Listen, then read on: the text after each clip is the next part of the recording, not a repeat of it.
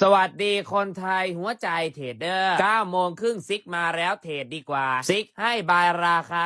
4701ตอนนี้ราคาอยู่มา4701พอดีปะเทรดตามซิกลงมาก็บายบุญชูก็ได้เข้าบายไปก่อนเลข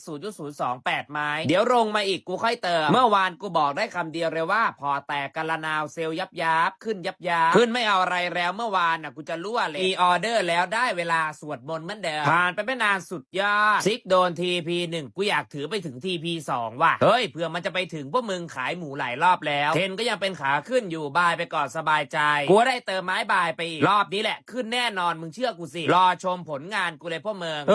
ชีวิตพอกูเติมไม้เท่านั้นแหละลงอีกแล้วไอ้จังหวะนี้นี่ซิกมันให้เซลด้วยทุกคนซิกให้เซลราคา